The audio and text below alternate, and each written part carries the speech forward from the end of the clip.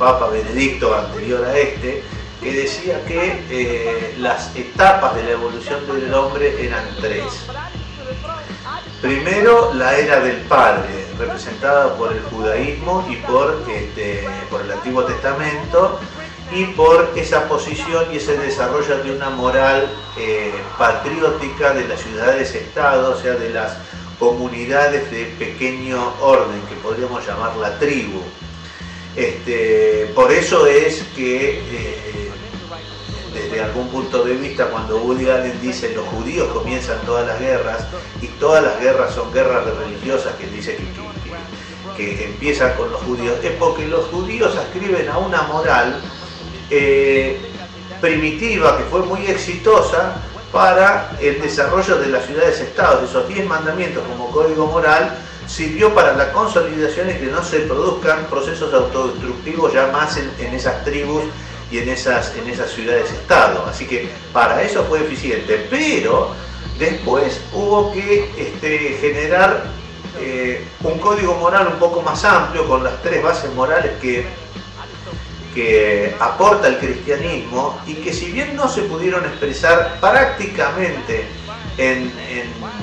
durante muy poco tiempo, pero no estuvo presente en la geografía católica por la crispación que producía la guerra, el conflicto permanente, entonces afloraba en el seno de una ética católica una ética intervencionista del Antiguo Testamento. Por eso es que Europa no puede avanzar, pero los marcos morales del cristianismo aparecen recién,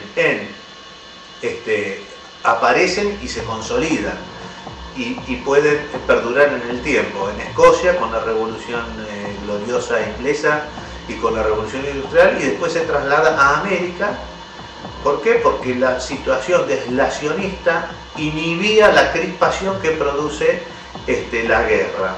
Entonces nosotros podemos ver que Estados Unidos consolidó sus bases y su libertad hasta tanto no fueron atacados y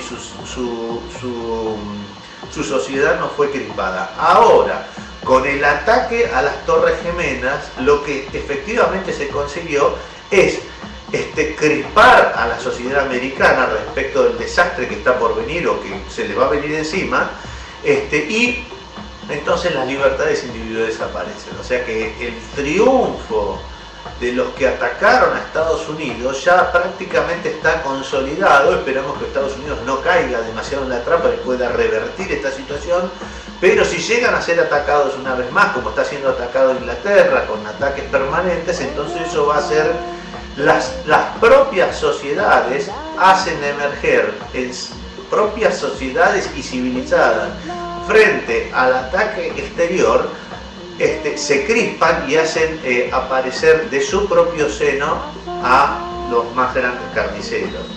¿Por qué? Porque la gente necesita defenderse. Así que, bueno, y el tercer país que ascribió a esa ética cristiana fue la Argentina en 1853, más o menos hasta la década del 30, que produjo ese país fantástico.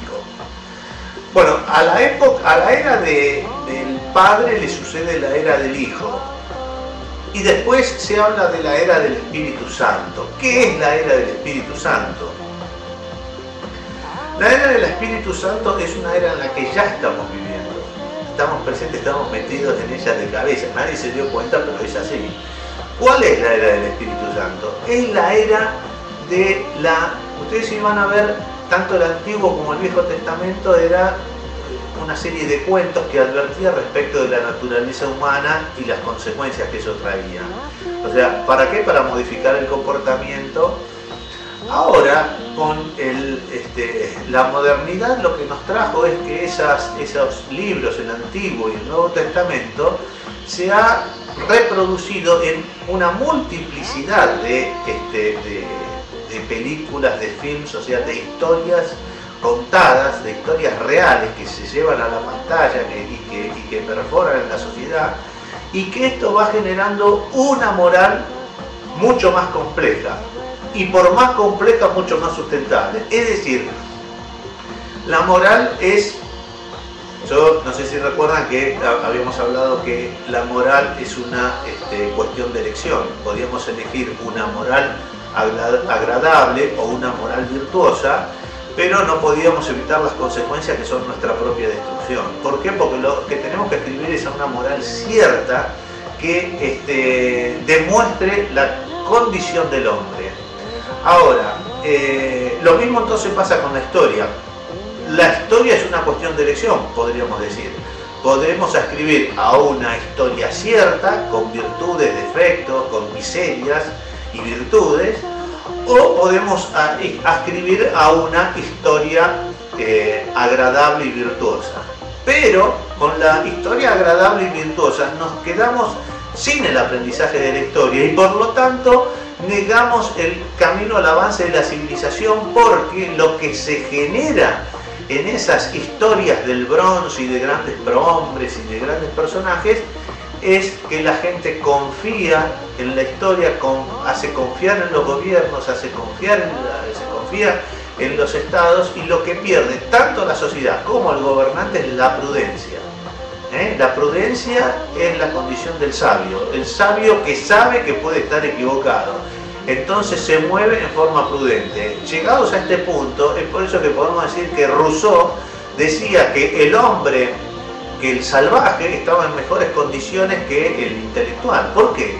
Porque el salvaje sabía que no sabía. Entonces, por lo tanto, el tipo actuaba con prudencia, y la prudencia es la condición necesaria y suficiente para un buen gobierno, para que un buen gobernante sepa que no se puede meter en determinadas cuestiones, que prácticamente tienen que dejar hacer y dejar jugar a cada uno su juego, y que si es cierto que el justo peca 7 veces, entonces la posibilidad de éxito es muy baja, y entonces en la sociedad sola va premiando a los que triunfan, y los que no triunfan miran y copian de los que triunfan, y entonces van modificando su comportamiento, y así se va produciendo el avance de la civilización. Así que la era del Espíritu Santo está signada, estamos metidos en ellos, y ahora con internet se ha profundizado y todo esto. ¿Por qué? Porque esta misma visión que llega a alguien, en principio seguramente va a ser rechazada, y después, bueno, quizás algo de razón tenga, y después se ponga a estudiarla y la vea 2 o 3 veces y diga, pucha, no, me parece que pasa por acá. Yo no estoy hablando que las religiones van a desaparecer. Yo lo que estoy hablando es que la moral en la era del Espíritu Santo es una moral mucho más compleja, y fíjense que ya la gente, bueno, en Argentina prácticamente la gente no va a misa, solo el 7% de los católicos va a misa.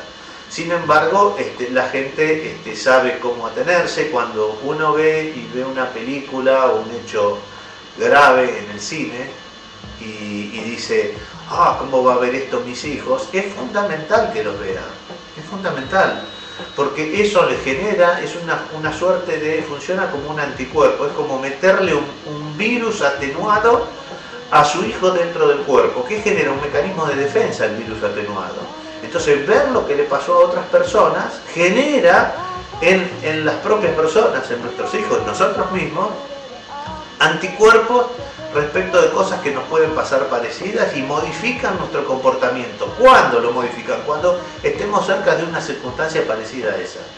Entonces, yo creo que censurar algunas cosas no es bueno. También no creo que los chicos tengan que ver absolutamente todo, pero los chicos tienen una mente que se adapta.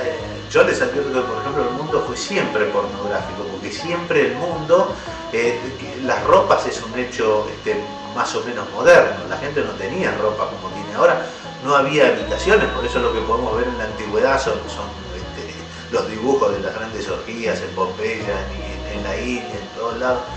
Pero bueno, no nos vamos a meter en esta cuestión, porque evidentemente también cuando uno habla de moral, lo que parece que la gente